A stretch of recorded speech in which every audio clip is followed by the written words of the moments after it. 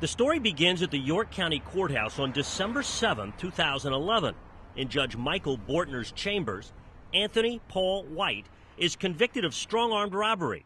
Bortner releases White on bail until his sentencing the following month.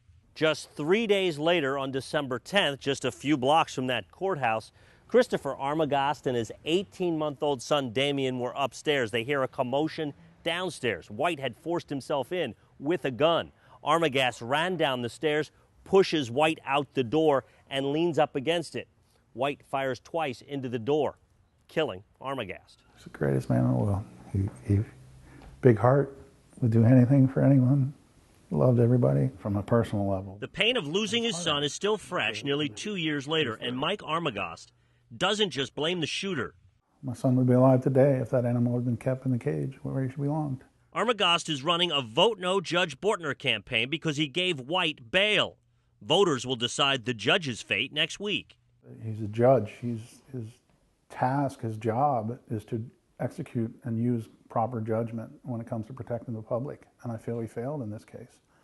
This man shouldn't have been released back to the street. In his own defense, Bortner told ABC 27, the law says White was entitled to be released and the prosecutor agreed. I don't have a crystal ball, and I don't have investigators. Bortner recently got very high marks in a survey of the York County Bar, and he calls himself firm but fair. As for Armagost, he adds, I feel sorry for this gentleman. He lost his son, but I don't think I ought to be a scapegoat for doing my job. Race him.